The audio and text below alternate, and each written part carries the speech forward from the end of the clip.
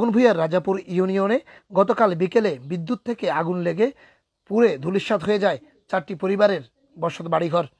আজ দাগনভূঞা উপজেলা বিএনপির আহ্বায়ক জনাব আকবর হোসেন ক্ষতিগ্রস্ত পরিবারদের সাথে দেখা করতে যান।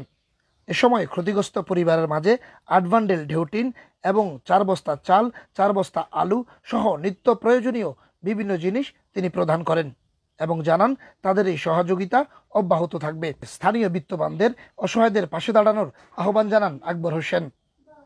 জনাব আকবর হোসেন এবং সাবেক উপজেলা বিএনপির সহসভাপতি শাহিন আকবরকে পেয়ে আবেগে আপ্লুত হন অসহায় পরিবারের সদস্যবৃন্দ।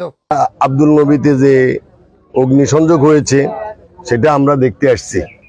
এখানে আমরা কোনো রাজনীতির বিষয় নিয়ে আসি না, তারপর আমরা যেহেতু রাজনীতি করি আমাদের লোকজন আসছে, আমরা এই অসহায় মানুষগুলোকে সহযোগিতা করার জন্য এখানে আসছি। আমাদের তারেক রহমান সাহেব যখনই জেনেছে ফেসবুকের মাধ্যমে বা খবরের মাধ্যমে, যখন উনি আমাদেরকে নির্দেশ দিয়েছে যে অসহায় মানুষগুলোর পাশে দাঁড়ানোর জন্য, আমরা আসছি এই অসহায় মানুষগুলোর বিরুদ্ধে দাঁড়ানোর জন্য। আমরা আমাদের যে সহযোগিতাটা করার জন্য সেই সহযোগিতা করছি এবং আমরা কিন্তু এই সহযোগিতা আজকে এখানে শেষ না। আজকে আমরা আসছি যেহেতু এখন রোজার মাস, আমরা ওনাদেরকে চাল দিয়েছি, চার পরিবারকে 4 বস্তা চাল, 4 বস্তা আলু, পেঁয়াজ দিয়েছি, তেল দিয়েছি, মুড়ি দিয়েছি, বুট দিয়েছি, ডাল দিয়েছি। এটা হইলো ওনাদের এই দৈনন্দিন এখন রোজার মাসটা করার জন্য। আর আমরা 8 বান্ডিল টিন দিয়েছি, যেহেতু ওনারা 51ভুক্ত পরিবার, 8 বান্ডিল টিন দিয়েছি 9 ফুটের। ভালোগুলা যদি আরো লাগে আমরা আমাদের এই সহযোগিতা কিন্তু আমাদের তারেক রহমান সাহেব বলছে অব্যাহত থাকবে।